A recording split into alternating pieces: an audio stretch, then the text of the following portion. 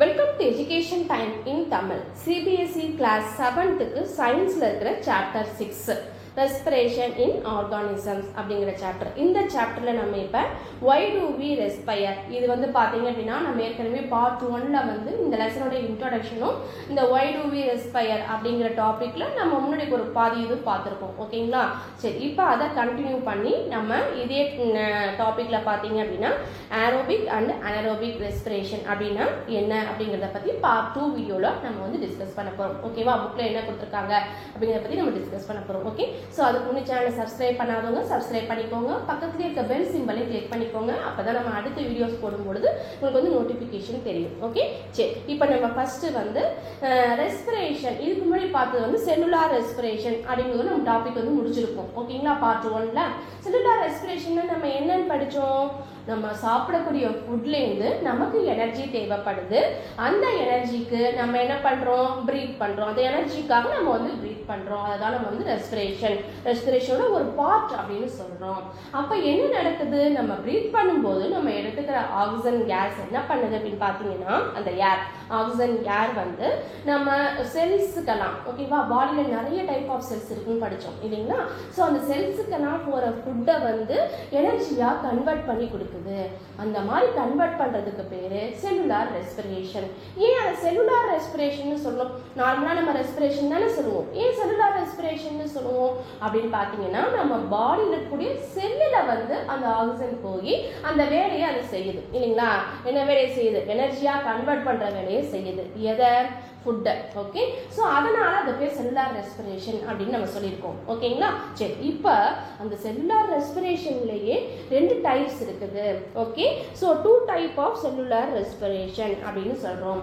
அதுல என்ன 2 டைப் அப்படின்னு பார்த்தீங்கன்னா, ஏரோபிக் ரெஸ்பிரேஷன் அப்படிங்கிறது. ஏரோ அப்படிங்கும் போது நமக்கு வந்து என்ன புரியும்? ஏர்னா என்ன? காத்து இல்லைங்களா?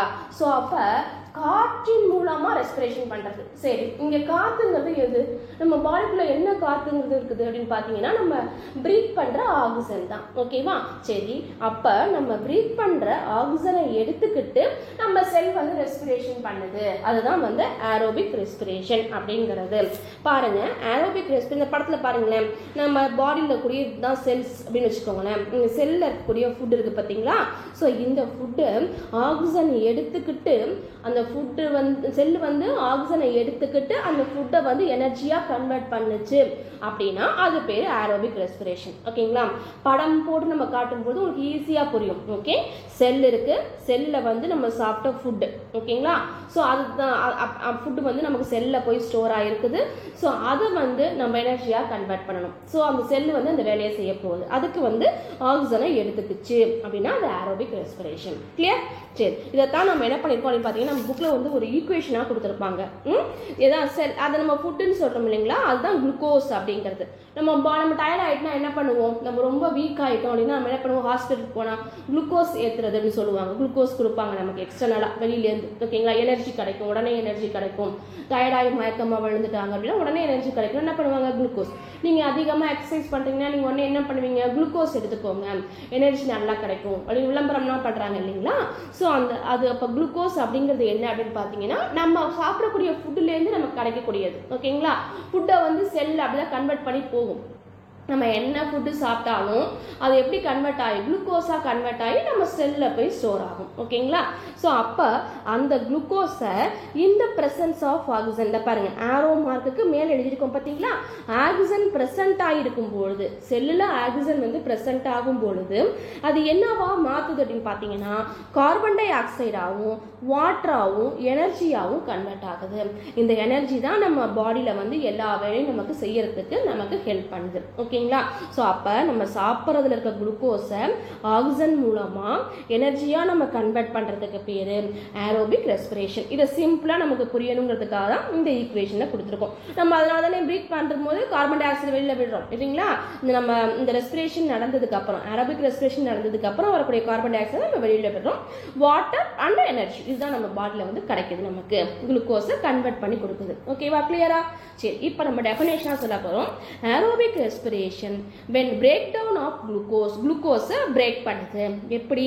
occurs with the uses of ஆக்சிஜனோட உதவியோட, ஆக்சிஜனை வந்து யூஸ் பண்ணி, it is called aerobic respiration. இதைத்தான் நம்ம வந்து ஏரோபிக் ரெஸ்பிரேஷன் அப்படின்னு சொல்கிறோம்.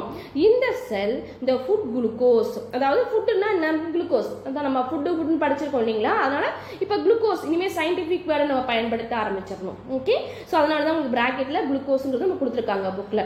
குளுக்கோஸை is break down into carbon dioxide and water using oxygen. ஆக்சிஜனை யூஸ் பண்ணி நம்ம செல்லில் இருக்கக்கூடிய ஃபுட்டு, அதாவது குளுக்கோஸை என்னவா மாற்றுது, என்னவா பிரேக் டவுன் பண்ணுது? கார்பன் டை ஆக்சைடாகவும் வாட்டராகவும் பிரேக் டவுன் பண்ணுது. இந்த ப்ராசஸ்க்கு பேர் தான் ஏரோபிக் ரெஸ்பிரேஷன். ஏரோ அப்படின்னாலே ஞாபகம் வந்துடணும். ஓகேங்களா? காற்றை யூஸ் பண்ணி அது வந்து என்ன பண்ணுது? எனர்ஜியை கன்வெர்ட் பண்ணி கொடுக்குது. செல்லில் இந்த ப்ராசஸ் நடக்குது. ஸோ அது வந்து ஒரு டைப். ஓகேங்களா? ஏரோபிக் ரெஸ்பிரேஷன் அப்படிங்கிறது ஒரு டைப்பு. ஓகே, சரி. அடுத்தது வந்து பார்த்தீங்க அப்படின்னா அனரோபிக் ரெஸ்பிரேஷன் அப்படிங்கிறது. முன்னாடி போட்டிருக்கோம் இல்லையா? ஏரோபிக் முன்னாடி ஏன் போட்டிருக்கோம். அப்படின்னா என்ன அர்த்தம்? காற்று இல்லாமல். ஓகேங்களா? அனரோபிக் ரெஸ்பிரேஷன், அதாவது காற்று இல்லாம. இப்ப பாருங்க, அதே செல் தான், நம்ம பாடியில் உள்ள செல் தான். நமக்கு வந்து என்ன இருக்குது? செல்ல வந்து ஃபுட் இருக்குது. வித்தவுட் O2 இல்லாம ரெஸ்பிரேஷன் பண்ணுது. ஓகேவா? ஸோ லிவிங் ஆர்கானிசத்துல இந்த மாதிரி ரெஸ்பிரேஷனும் நடக்குது. ஓகே, ஸோ அந்த மாதிரி ரெஸ்பிரேஷன் நடக்குது. அப்போ நமக்கு என்ன கிடைக்கும்? நம்ம சாப்பிட்ற அதே குளுக்கோஸ் தான், நம்ம ஃபுட்ல இருக்கக்கூடிய அதே குளுக்கோஸ் தான். இந்த ஆப்சன்ஸ் ஆஃப் ஆக்சிஜன் இல்லை, ஆக்சிஜன் ஆப்சென்ட் ஆயிருக்கு, ஆக்சிஜன் கிடைக்கல. இந்த செல்லுக்கு ஃபுட்டை வந்து எனர்ஜியாக கன்வெர்ட் பண்ணுறதுக்கு ஆக்சிஜன் கிடைக்கல. அப்போ அது என்னவா மாறும் அப்படின்னு பார்த்தீங்கன்னா alcohol plus carbon di oxide plus எனர்ஜியாக நமக்கு கன்வெர்ட் ஆகும். பாருங்க, அப்போ கார்பன் டை ஆக்சைடு வாட்டர் எனர்ஜியாக கன்வெர்ட் ஆச்சா? ஏர் இருக்கும்போது, அதாவது ஆக்சிஜன் இருக்கும்போது, ஆக்சிஜன் ப்ரெசென்ட் ஆகிருக்கும்போது. இங்கே பாருங்க, இப்போ ஆல்கஹாலாகவும் கார்பன் டை ஆக்சைடாகவும் எனர்ஜியாகவும் கன்வெர்ட் பண்ணுது. அப்போ ஏர் இல்லாமையும் இங்கே வந்து எனர்ஜி கன்வர்ஷன் நடக்குது. குளுக்கோஸ் வந்து என்னவா மாறுது? எனர்ஜியாக கன்வெர்ட் ஆகுது. அப்போ கிடைக்கக்கூடிய ப்ராடக்ட் தான் நமக்கு வேறு. இந்த சைடு ஆரோ மார்க் சைடு போட்டுக்கோம் பார்த்தீங்களா? அப்போ நம்ம நினைக்கக்கூடிய விளைவுகள் தான் வேறையா இருக்கு. எனர்ஜியும் கிடைக்குது, அதே நேரத்தில் alcohol plus carbon di oxide நமக்கு கிடைக்குது. ஓகேங்களா? எக்ஸ்டர்னலா இங்கே என்ன இருக்குது? வித்தியாசமாக இருக்கிறது ஆல்கஹால் தான். ஓகே, ஸோ அதை வந்து ஞாபகம் வச்சுக்கோங்க. இப்போ அனரோபிக் ரெஸ்பிரேஷன்னா என்ன அப்படிங்கிறத சென்டென்ஸ் ஃபார்மில் எழுத போகிறோம். இது வந்து படம் வந்து உங்களுக்கு நான் புரியணுங்கிறதுக்காக சிம்பிளாக கொடுத்துருக்கேன். இந்த ஈக்குவேஷன் நம்ம புக்கில் இருக்கும், அதே மாதிரி இந்த சென்டென்ஸும். ஓகேவா? டெஃபினேஷனாக எழுதுங்க அப்படின்னா சென்டென்ஸும் நம்ம புக்கில் இருக்கும். Food can also be break down without using ஆக்சிஜனை யூஸ் பண்ணாமல். இதான் இங்கே கீவேர்ட். ஓகேங்களா? இப்போயே நீங்கள் கீவேர்ட்லாம் அண்டர்லைன் பண்ணி படிக்க கற்றுக்கோங்க. ஒரு கொஷின்னா அதில் முக்கியமாக இந்த பாயிண்ட்ஸ் எல்லாம் இருக்கணும். இதெல்லாம் 10th போகும்போது உங்களுக்கு ரொம்ப இம்பார்ட்டண்ட்டாக இருக்கும். This is called anaerobic respiration. So இதைத்தான் நம்ம வந்து ஆக்சிஜன் இல்லாமல் நடக்கக்கூடிய ரெஸ்பிரேஷனுக்கு பேர் தான் அனரோபிக் ரெஸ்பிரேஷன் அப்படின்னு சொல்கிறோம். அப்போ என்ன நடக்கும்? பிரேக் டவுன் ஆஃப் ஃபுட், அதாவது இங்கே நமக்கு என்ன? குளுக்கோஸ் ரிலீஸ் எனர்ஜியையும் ரிலீஸ் பண்ணுவோம். ஆல்கஹால் அண்ட் கார்பன் டை ஆக்சைடை ரிலீஸ் பண்ணும். கார்பன் டை ஆக்சைடு ரிலீஸ் பண்ணுறது நார்மல் தான், நம்ம வந்து ஏரோபிக்லேயே படிச்சிருக்கோம். அங்கேயும் கார்பன் டை ஆக்சைடு நமக்கு ரிலீஸ் பண்ணும். ஓகே, ஆனால் இங்கே புதுசாக என்ன பண்ணுது? ஆல்கஹால் அப்படிங்கிற ஒன்று ரிலீஸ் பண்ணுது. ஓகேவா? ஸோ இதனால ஏதாவது யூஸ் நமக்கு இருக்குதா அப்படின்னு பார்த்தீங்கன்னா, நம்ம எல்லா லிவிங் ஆர்கானிசமும் அப்போ வந்து ஒரு சில நேரங்களில் அனரோபிக் ரெஸ்பிரேஷனும் பண்ணும். அதாவது என்ன ஆகும்? காற்று இல்லாமையும் எனர்ஜியாக கன்வெர்ட் ஆகுது செல்லில். ஓகேங்களா? ஸோ அப்போ அந்த மாதிரி ஏதாவது ஒரு ஆர்கானிசம் நமக்கு இருக்குதா அப்படின்னு பார்த்தீங்கன்னா ஒரு எக்ஸாம்பிள் ஒன்று கொடுத்துருக்காங்க.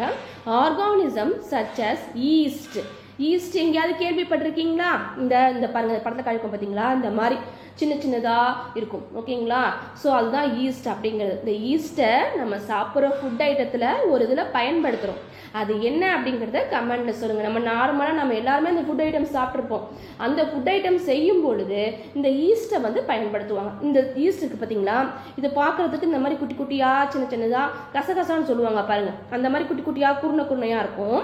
இது வந்து நம்ம வந்து மைக்ரோ மைக்ரோஸ்கோப்பில் வச்சு பார்க்கும்பொழுது பார்த்தீங்க அப்படின்னா இந்த மாதிரி ஒவ்வொரு செல்லு சின்ன சின்னதாக இந்த பக்கத்தில் படம் பார்த்துக்கிட்டிங்கன்னா இந்த மாதிரி சின்ன சின்னதாக இருக்கும். ஓகேங்களா, மைக்ரோஸ்கோப்பில் வச்சு பெருசாக பார்த்தோம்னா நமக்கு இப்படி தான் தெரியும் அந்த ஈஸ்ட் அப்படிங்கிறது. Okay, so yeast can survive in the absence of air. Air இல்லாதப்பையும் இந்த ஆர்கானிசம் வந்து என்ன பண்ணும் அப்படின்னு பார்த்தீங்கன்னா சர்வைவ் பண்ணும், உயிரோட இருக்கும். அது எப்படி இந்த அதை வந்து எப்படி என்ன சொல்கிறோம் அதனால அப்படின்னு பார்த்தீங்கன்னா தே ஆர் கால்ட் அனரோபஸ். அதை வந்து நம்ம என்ன சொல்கிறோம் அனரோபஸ் அப்படின்னு சொல்கிறோம். அதாவது காற்று இல்லாத சுவாசம். ஓகேங்களா, ஆக்சிஜன் இல்லாமல் சுவாசிக்கக்கூடியது அனரோபஸ் அப்படின்னு சொல்கிறோம். ஓகே, சரி. அப்போ ஈஸ்ட்டுங்கிறது என்ன? ஜென்ரலாக நம்ம ஈஸ்ட்டுங்கிறது என்னன்னு தெரிஞ்சாதான் அது ஏன் காற்று இல்லாமல் சுவாசிக்குது அப்படிங்கிறது நமக்கு தெரியும் இல்லைங்களா. சரி, yeast are single cell organism. ஈஸ்ட்டுங்கிறது சிங்கிள் செல் ஆர்கானிசம். அது என்ன சிங்கிள் செல்? நம்ம பாடி நம்ம இதுக்கு முன்னாடி பாட்டில் நம்ம படிக்கும்போது சொல்லியிருப்போம், நம்ம ஹியூமன் பாடியை பொறுத்தவரை பார்த்தீங்கன்னா நிறைய செல்ஸ் இருக்குது, நிறைய வெரைட்டி ஆஃப் செல்ஸ் இருக்குது, வெரைட்டி ஆஃப் ஃபங்க்ஷன்ஸை பண்ணுது அப்படின்னு சொன்னோம். நர்வ் செல்ஸு நர்வ்ஸ் என்னென்ன ஒர்க் பண்ணுமோ அதை வேலையை பண்ணும். ஓகேவா, ஹார்ட்ல கார்டியாக் மசில்ஸ் கார்டியாக் செல்ஸ் இருக்குது பார்த்தீங்கன்னா அதோட என்ன வேலை பண்ணுமோ அதை பண்ணும். அதே மாதிரி லிவர் செல்ஸ் அப்படிங்கிறது டிஃப்ரெண்ட் ஃபங்க்ஷன் பண்ணும், டிஃப்ரெண்ட் ஷேப்ல இருக்கும், டிஃப்ரெண்ட் வெரைட்டி அது அப்படின்னு சொல்லியிருந்தோம் இல்லைங்களா. இந்த மாதிரி நம்ம ஹியூமன் பாடி எடுத்துக்கிட்டோம் அப்படின்னா டிஃப்ரெண்ட் வெரைட்டி ஆஃப் செல்ஸ் இருக்குது, பிளட் செல்ஸ் இருக்குது, இந்த மாதிரி நிறைய செல்ஸ் இருக்குது. அது ஒன்றும் டிஃப்ரெண்ட் ஃபங்க்ஷனை பண்ணுது. ஆனால் ஈஸ்ட்டுக்கு பாருங்க சிங்கிள் செல்னா என்ன? ஒரே ஒரு செல்லு தான்ப்பா இருக்குது. ஈஸ்ட்டுங்கிற ஆர்கானிசத்துக்கு ஒரே ஒரு செல்லு தான் இருக்குது. அந்த ஒரு செல்லு தான் எல்லா வேலையும் பண்ணணும் இல்லைங்களா. அப்போ yeast are single cell organism. They respire anaerobically and during this process yield alcohol. அது அப்போ என்ன பண்ணுதுன்னா காற்று இல்லாமையே அது சுவாசிக்குது. அந்த மாதிரி சுவாசிக்கும் போது அது ஆல்கஹாலை கொடுக்குது. ஓகேங்களா, அது என்ன பண்ணுது? ஆல்கஹாலை கொடுக்குது. அப்போ they are therefore used to make wine and beer. Drinks எல்லாம் இருக்கு பார்த்தீங்களா, ஒயின் பியர் ட்ரிங்க்ஸ் எல்லாம் இருக்கு பார்த்தீங்களா, அதெல்லாம் தயாரிக்கிறதுக்கு இந்த ஆல்கஹால் இருக்கு பார்த்தீங்களா, இதை யூஸ் பண்ணி தான் தயாரிக்கிறாங்க. ஸோ அப்போ இந்த ஈஸ்ட்டை யூஸ் பண்ணி தான் இதெல்லாம் செய்கிறாங்க. ஆனால் நம்ம சாப்பிட்ற ஒரு ஃபுட் ஐட்டத்தில் இந்த ஈஸ்ட்டு கொஞ்சம் சேர்த்து செய்வாங்க. அது என்னன்னு தெரிஞ்சால் நீங்கள் வந்து வீட்டில் கேட்டு கமெண்டில் சொல்லுங்கள், சரிங்களா. சரி, அடுத்தது வந்து பார்த்தீங்க அப்படின்னா இந்த மாதிரி ஒரு சிங்கிள் செல் ஆர்கானிசம் மட்டும்தான் அந்த அனரோபிக் ரெஸ்பிரேஷனை பண்ணுமா அப்படின்னா இல்லை. நம்ம ஹியூமன் பாடியிலையும் ஒரு சில நேரங்களில் இந்த அனரோபிக் ரெஸ்பிரேஷன் அப்படிங்கிறது நடக்கும். எங்கே நடக்கும் பாருங்க, மசில் செல்ஸில் நடக்கும். நம்மளுடைய பாடியில் இருக்கக்கூடிய மசில்ஸ் இருக்குது பார்த்தீங்களா, மசில்ஸ் இருக்கக்கூடிய செல்ஸ் பக்கத்தில் காமிச்சிருக்கேன் பாருங்களேன். இந்த ஒரு வெரைட்டி ஆஃப் மசில் செல்ஸ் நம்ம பாடியில் இருக்குது. இது வந்து ஒரு டைப் தான். ஓகேவா, இன்னும் நிறைய மசில் செல்ஸ் இருக்குது. ஓகே, ஸோ இது நான் ஒரு டைப்போட படம் மட்டும் காட்டியிருக்கேன். இந்த மாதிரி டிஃப்ரெண்ட் வெரைட்டி, அதாவது ஸ்ட்ரக்சர் வேறு மாதிரி இருக்குது. ஸோ அந்த மாதிரி இருக்கக்கூடிய, ஏன்னா நம்ம லெக்கில் இருக்கக்கூடிய மசில் செல்ஸோட ஸ்ட்ரக்சர் வேறு மாதிரி இருக்கும். அதே மாதிரி பிரெயினில் இருக்கக்கூடியது, ஹார்ட்டில் இருக்கக்கூடியது மசில் செல்ஸ் தான். ஸோ அந்த மாதிரி இருக்கிறது டிஃப்ரெண்ட் டைப்ஸில் இருக்கும். ஓகேவா, ஸோ அந்த மாதிரி பார்த்தீங்கன்னா அதில் ஒரே ஒரு எக்ஸாம்பிளுக்கு மட்டும் காட்டியிருக்கேன். இந்த மசில் செல்ஸ்லையும் அனரோபிக் ரெஸ்பிரேஷன் நடக்கும். அப்போ நம்ம பாடியில் தான் ஆக்சிஜன் போகுது, நம்ம தான் ப்ரீத் பண்ணுறோமே, ஏன் வந்து மசில் செல்ஸில் வந்து அனரோபிக் ரெஸ்பிரேஷன் நடக்கணும் பாருங்க, ஏன் நடக்குதுன்னு பார்ப்போம். Our muscle cells can also respire anaerobically but only for a short time. கொஞ்ச நேரம் தான் அந்த மாதிரி ரெஸ்பிரேஷன் பண்ணும். ஒரு குறிப்பிட்ட நேரம் வரலும் தான் அந்த மாதிரி அனரோபிக் ரெஸ்பிரேஷன் செல்லில் நடக்கும். when there is the temporary deficiency of oxygen. எப்போ வந்து கொஞ்ச நேரத்துக்கு ஆக்சிஜன் நமக்கு கிடைக்கல அப்படின்னா நம்ம மசில் செல்ஸும் அந்த அனரோபிக் ரெஸ்பிரேஷனை பண்ணும்.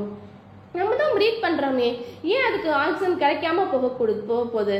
நம்ம ப்ரீத் பண்ணும்போது ஆக்சிஜன் கிடைக்கும் தானே, ஏன் கிடைக்காம போக போகுது? அது ஏன் வந்து அனரோபிக் ரெஸ்பிரேஷன் பண்ணணும் அப்படின்னு பார்த்தீங்கன்னா, டூரிங் ஹெவி எக்ஸசைஸ், நம்ம வேகமாக எக்ஸசைஸ் பண்ணும் பொழுது, ஃபாஸ்ட் ரன்னிங், வேகமாக நம்ம ஓடும்போது, cycling, walking for many hours or heavy weight lift, அதிக நேரம் நம்ம ஹெவியான ஒர்க் பண்ணும்போது, ஹெவியாக வெயிட் லிஃப்ட்லாம் தூக்கும்போது பார்த்தீங்க அப்படின்னா இந்த demand for energy is high. நமக்கு எனர்ஜி வந்து அதிகமாக தேவைப்படுது, ஆனால் நமக்கு அங்கே டிமாண்ட் ஏற்படுது. ஓகேங்களா, ஸோ நம்ம இதுக்கு முன்னாடி ஃபர்ஸ்ட் ஒரு இன்ட்ரோடக்ஷன் நம்ம கொடுத்துருப்பாங்க பாருங்க, அந்த பையன் ரொம்ப ஃபாஸ்ட்டாக ஓடுறான் உங்க பாட்டியை பார்க்கறதுக்கு, அதனால மூச்சு வாங்குது அவனுக்கு. ஓகேங்களா? ஸோ அப்போ என்ன பண்ணுறோம், எதனால மூச்சு வாங்குது, ஆக்சிஜன் நமக்கு பத்தலை, அதனால நம்ம வேகமாக ப்ரீத் பண்ணுறோம். வேகமாக ஃபாஸ்ட் ப்ரீத்திங் பண்ணுறதுனால நமக்கு வந்து அந்த மூச்சு வாங்குறது இருக்குது. அப்போ நம்ம வேகமாக ஓடுனதுனால ஆக்சிஜன் பத்தலை. ஓகேங்களா? ஸோ அப்போ நம்ம பாடி செல்லில் இருக்கக்கூடிய எனர்ஜியை கன்வெர்ட் பண்ணுறதுக்கு ஆக்சிஜன் நமக்கு பத்தலை. அப்போ நம்ம மசில் செல்ஸ் என்ன பண்ணும், but the supply of oxygen to produce the energy is limited.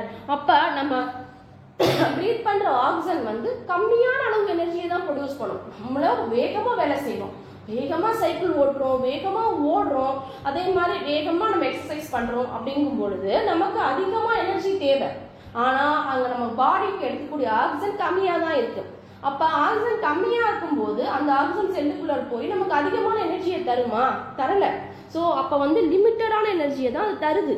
அப்போ என்ன ஆகுது, இங்கே பாருங்க, குளுக்கோஸ் எதில் இருக்கக்கூடிய இன் மசில்ஸில். ஓகேங்களா? அதுதான் பர்டிகுலராக பிராக்கெட்ல என்ன நோட் பண்ணியிருக்காங்க, இன் மசில்ஸ் இருக்கக்கூடிய மசில் செல்ஸ் இருக்கக்கூடிய குளுக்கோஸ். ஓகேங்களா? பாடியில் மற்ற பார்ட்டில் இருக்கக்கூடிய குளுக்கோஸ் கிடையாது. நம்ம எக்ஸசைஸ் பண்ணும்போது, சைக்கிளிங் பண்ணும்போது மசில்ஸ் இருக்கக்கூடிய குளுக்கோஸ் மட்டும் இந்த ஆப்சன்ஸ் ஆஃப் ஆக்சிஜன் ஆப்சன்ஸாக இருக்கும் பொழுது லாக்டிக் ஆசிட் ப்ளஸ் எனர்ஜி. இங்கே பாருங்க, அங்கே நம்ம என்ன படித்தோம், ஈஸ்டில் ஆல்கஹால் படித்தோம் இல்லைங்களா? இங்கே வந்து லாக்டிக் ஆசிட். கம்பேர் பண்ணி படிங்க. கம்பேர் பண்ணி படிக்கும்போது ரொம்ப ஈஸியாகவே நமக்கு புரிஞ்சிடும் என்ன நடக்குது அப்படிங்கிறது. Lactic acid plus energy. அப்போ மசில் செல்ஸ் இருக்கக்கூடிய அந்த குளுக்கோஸ் வந்து காற்று பத்தலை, ஆக்சிஜன் நமக்கு பத்தலைனாலும் அது என்ன பண்ணுது, ரெஸ்பிரேஷன் பண்ணுது. அப்போ மசில் செல்ஸும் அனரோபிக் ரெஸ்பிரேஷன் பண்ணும். எப்போ நம்ம ஹெவியாக ஒர்க் பண்ணும் பொழுது அப்போ நமக்கு என்ன ப்ரொடியூஸ் ஆகும், லாக்டிக் ஆசிடும் எனர்ஜியும் ப்ரொடியூஸ் ஆகும். அப்போ நமக்கு எனர்ஜி கிடைக்கும். அதோட சேர்ந்து லாக்டிக் ஆசிடும் ப்ரொடியூஸ் ஆகும். ஏன் லாக்டிக் ஆசிட் ப்ரொடியூஸ் ஆகுது, கார்பன் டை ஆக்சைடு இல்லாமல்? இது அனரோபிக் ரெஸ்பிரேஷன், ஆக்சிஜன் இல்லாமல் நடக்கக்கூடியது. ஓகேங்களா? அப்போ ஆக்சிஜன் இல்லாமல் நடக்கிறதுக்கு கார்பன் டை ஆக்சைடு ப்ரொடியூஸ் ஆகலை நமக்கு. ஓகே, சரி. இங்கே பாருங்க, இந்த ரெண்டு படமும் பார்த்தீங்கன்னா அந்த different type of muscle cells நான் கொடுத்துருக்கேன். ஓகேவா? சரி. Then anaerobic respiration take place in the muscle cells to fulfil the demand of energy. இந்த மாதிரி இந்த ஈக்குவேஷன் இருக்கிற மாதிரி அனரோபிக் ரெஸ்பிரேஷன் நடந்து அதன் மூலமாக கிடைக்கிற எனர்ஜினால இந்த நமக்கு எக்ஸசைஸ் பண்ணும்போது டிமாண்ட் ஏற்படுது பார்த்தீங்களா, எனர்ஜி நமக்கு தேவைப்படுது பார்த்தீங்களா, அதை வந்து அது நிறைவு பண்ணுது, ஃபுல்ஃபில் பண்ணுது. ஓகேங்களா? அதுக்கு தேவையான அளவு எனர்ஜியை இந்த மாதிரி அர்ஜென்ட்டாக இமீடியட்டாக நம்ம வந்து அனரோபிக் ரெஸ்பிரேஷன் நடந்து நம்ம குளுக்கோஸை வந்து எனர்ஜியாக கன்வெர்ட் பண்ணி நம்ம பாடிக்கு வந்து கொடுக்குது. ஓகேவா? அப்போ இந்த நம்ம எக்ஸ்டர்னலாக உருவாகும் லாக்டிக் ஆசிட் என்னவாகும், பாடியில் என்ன ஆகும் அந்த லாக்டிக் ஆசிட் பார்ப்போம். இப்போ வந்து பார்த்தீங்க அப்படின்னா நம்ம அதிகமாக எக்ஸசைஸ் பண்ணாலோ இல்லை வேகமாக ஓடுறோம் அப்படிங்கும்போதோ சில நேரங்களில் பார்த்தீங்கன்னா மசில்ஸ் கிராம்ஸ் நமக்கு வந்து ஏற்படும். அதாவது பிடிச்சிக்கிச்சு, வேகமாக ஓடினேன், கால் நமக்கு பிடிச்சிக்கிச்சு, மசில்ஸ் வந்து பிடிச்சிக்கு, தசைப்பிடிப்பு அப்படின்னு சொல்லுவாங்க இல்லைங்களா? விளம்பரம்லாம் பண்ணுவாங்க பாருங்க, அந்த தடவுங்க தசைப்பிடிப்பு சீக்கிரம் வந்து ரிலீஸ் ஆகும் அப்படின்னு சொல்லுவாங்க பார்த்தீங்களா? ஸோ ஆயின்மெண்ட் சொல்லுவாங்க பாருங்க. ஸோ அந்த மாதிரி why you get muscles cramps after heavy exercise. நம்ம வேகமாக ஓடும் பொழுதோ சைக்கிளிங் பண்ணும் பொழுதோ நம்ம ஏன் வந்து மசில்ஸ் வந்து நமக்கு வந்து பிடிக்குது, ஏன் மசில்ஸ் கிராம்ஸ் நமக்கு உருவாகுது? இந்த grams occur when muscle cells respire anaerobically. அதாவது நம்ம இந்த மாதிரி அதிகமாக ஒர்க் பண்ணும்போது அனரோபிக் ரெஸ்பிரேஷன் நடக்கும்னு சொன்னோம் இல்லைங்களா? ஸோ அந்த மாதிரி ரெஸ்பிரேஷன் அப்போ நமக்கு என்ன ஆகுதுன்னு பார்த்தீங்கன்னா இந்த மசில்ஸ் கிராம்ஸ் வந்து நமக்கு ஏற்படுது. எதில்? மசில் செல்ஸில். ஏன் ஏற்படுது? இந்த partial break down of glucose produce lactic acid. இதில் தான் மெயின் வேர்டு. ஓகேங்களா? இந்த லாக்டிக் ஆசிட் வந்து நம்ம குளுக்கோஸை வந்து என்னவா மாற்றுது, லாக்டிக் ஆசிடாகவும் எனர்ஜியாகவும் மாற்றுது. அப்போ அந்த லாக்டிக் ஆசிட் தான் நமக்கு வந்து இந்த மாதிரி உருவாகிறதுக்கு காரணமாகுது. ஓகேங்களா? அதில் பார்ஷியலாக, ஏன்னா ரெண்டு உருவாகுது, எனர்ஜியும் கிடைக்குது லாக்டிக் ஆசிடும் கிடைக்குது. அதில் பார்ஷியலாக நமக்கு கிடைக்கக்கூடிய அந்த லாக்டிக் ஆசிட் தான் இதுக்கு காரணம். ஏன் என்னவாகும், இந்த accumulation of lactic acid causes muscle cramps. அந்த மாதிரி லாக்டிக் ஆசிட் ஒரு இடத்துல பாடியில் எந்த இடத்துல போய் அக்குமுலேஷன் ஆகும். ஸோ நம்ம எந்த இடத்துல வந்து லோடு கொடுக்குறோமோ, ஓடும்போது என்ன பண்ணுவோம், அந்த பாருங்க இந்த படத்தை காட்டுவோம் பார்த்தீங்களா, வேகமாக ஓடணும்னா இந்த நமக்கு நீக்கு கீழே பின்னாடி வந்து நமக்கு வந்து மசில்ஸ் பிடிக்கும். ஏன்னா நமக்கு அங்கே தான் அதிகமாக லோடு கொடுப்போம் இல்லைங்களா? இல்லைன்னா சில நேரத்தில் வந்து பார்த்தீங்கன்னா அந்த ஃபுட் கிட்ட வந்து நமக்கு வந்து மசில்ஸ் பிடிக்கும். ஓகேங்களா? ஸோ பாடியில் எந்த மசில்ஸை வந்து அதிகமாக நம்ம வந்து அதை வந்து ஸ்ட்ரெயின் பண்ணுறோமோ அந்த இடத்துல மசில்ஸ் நமக்கு வந்து பிடிக்க ஆரம்பிச்சிடும். ஓகே, மசில்ஸ் கிரம்ஸ் வந்து அங்கே நமக்கு உருவாக ஆரம்பிச்சிடும். ஓகேங்களா? ஸோ அப்போ எந்த இடத்துல அப்போ அந்த இடத்துல தான் என்ன ஆகுது, லாக்டிக் ஆசிட் போய் அக்குமுலேட் ஆகுது அப்படின்னு அர்த்தம். ஓகேங்களா? ஸோ எந்த இடத்துல லாக்டிக் ஆசிட் அதிகமாக அக்குமுலேட் ஆகுதோ அந்த இடத்துல நமக்கு மசில்ஸ் கிரம்ஸ் நமக்கு வந்து ஏற்படுது. சரி, அப்போ நம்ம இப்படி பிடிச்சிட்டா நம்ம என்ன பண்ணுறது அப்படின்னு பார்த்தீங்கன்னா ஒன்றும் பயப்படலாம் தேவையில்லை. We get relief from cramps after a hot water bath or the massage or a massage. So நம்ம வந்து அந்த மாதிரி எக்ஸசைஸ் பண்ணதுக்கு அப்புறம் சுடு தண்ணி ஊற்றுங்க. அந்த மாதிரி மசில் பிடிச்சிட்டு நம்ம என்ன பண்ணுவாங்க, நல்லா சூடாக தண்ணி வச்சு காலில் ஊற்றுங்க அப்படின்னா என்ன ஆகும், நமக்கு வந்து ரிலீஃப் கிடைக்கும். இல்லைன்னா நம்ம ஏதாவது தைலம் தடவி மசாஜ் பண்ணுவோம் இல்லைங்களா, அந்த மாதிரி மசாஜ் பண்ணும்போது நமக்கு என்ன ஆகும், ரிலீஃப் கிடைக்கும் அப்படின்னு சொல்கிறாங்க. அப்போ என்னவாகும், நம்ம வந்து பண்ணும்போது என்ன நடக்குது அப்படின்னு பார்த்தீங்கன்னா because it improve circulation of blood. நம்ம மசாஜ் பண்ணும் பொழுதோ இல்லை நம்ம வந்து ஹாட் வாட்டர் பாத் பண்ணும் பொழுதோ நமக்கு என்ன ஆகுதுன்னு பார்த்தீங்கன்னா பிளட் சர்க்குலேஷன் வந்து இம்ப்ரூவ் ஆக ஆரம்பிக்குது. ஓகேங்களா? அந்த பிடிச்சிக்கிட்ட இடத்துல அதாவது மசில்ஸ் கிரம்ஸ் இருக்கிற இடத்துல பிளட் சர்க்குலேஷன் இம்ப்ரூவ் ஆக ஆரம்பிக்குது. பிளட் சர்க்குலேஷன் இம்ப்ரூவ் ஆனால் என்ன ஆகும், நமக்கு ஆட்டோமேட்டிக்காக நம்ம ப்ரீத் பண்ணும்போது ஆக்சிஜன் அதுக்கு இடத்துக்கு போயிடுமா? ஓகேவா? ஸோ அப்போ இந்த ஆஸ் அ ரிசல்ட் இந்த supply of oxygen to the muscle cells increases. அப்போ அந்த இடத்துல அந்த இடத்துல உள்ள மசில் செல்ஸுக்கு அதிகமாக வந்து ஆக்சிஜன் போக ஆரம்பிச்சிடும். அப்போ ஆக்சிஜன் மறுபடியும் என்ன பண்ணும், அங்கே இருக்கக்கூடிய லாக்டிக் ஆசிடை இந்த increase in the supply of oxygen result in the complete break down of the lactic acid. அது என்ன பண்ணும், அங்கே இருக்க அந்த அக்குமுலேட் ஆகிருக்கூடிய லாக்டிக் ஆசிடை மறுபடியும் பிரேக் டவுன் பண்ணும். பிரேக் டவுன் பண்ணி என்ன மாற்றும், நமக்கு கார்பன் டை ஆக்சைடு அண்ட் வாட்டராக மாற்றிடும் நமக்கு. ஓகேங்களா? இந்த லாக்டிக் ஆசிட் இப்போ என்னவா ஸ்பிளிட் ஆகுது, கார்பன் டை ஆக்சைடாகவும் வாட்டராகவும் ஸ்பிளிட் ஆகுது. ஓகேங்களா? இப்போ நமக்கு எனர்ஜி வெளில வரல. ஓகேங்களா? நம்ம ரிலாக்ஸாக தானே பண்ணுவோம். நம்ம என்ன ஓடிக்கிட்டேவா நம்ம வந்து இந்த ஹாட் வாட்டர் பாத்து இதுவும் பண்ணுவோம் இல்லை இல்லையா? நம்ம ரிலாக்ஸாக தான் மசில்ஸை வந்து நம்ம வந்து மசாஜ் பண்ணுவோம். அப்படி இருக்கும்போது பிளட் சர்க்குலேஷன் அதிகமாகும். அப்போ நமக்கு அந்த இடத்துக்கு ஆக்சிஜன் நிறைய போகும்.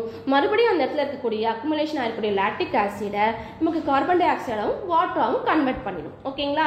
அப்போ நமக்கு ரிலீஃப் கிடைச்சிடும். சரிங்களா? சரி, இப்போ நான் உங்களுக்கு இன்னொரு கொஸ்டின் சொல்கிறேன். என்னன்னு பார்த்தீங்கன்னா அந்த லாக்டிக் ஆசிடை என்ன பண்ணுது, மறுபடியும் போகக்கூடிய ஆக்சிஜன் என்ன ஆகுது, கார்பன் டை ஆக்சைடாகவும் வாட்டராகவும் மாற்றுது இல்லைங்களா? இதை ஒரு சின்ன ஈக்குவேஷன் ஃபார்மில் எழுதுங்க. எப்படி அப்படின்னு பார்த்தீங்கன்னா இதுக்கு முன்னாடி நம்ம எழுதணும் பார்த்தீங்களா, இந்த மாதிரி குளுக்கோஸை ஆப்சன்ஸ் ஆஃப் ஆக்சிஜன் ஆரோ மார்க்குக்கு மேலே கீழே என்னவா கன்வெர்ட் ஆகுது, இந்த மாதிரி ஈக்குவேஷன் ஃபார்மில் எழுதி கமெண்டில் சொல்லுங்கள்.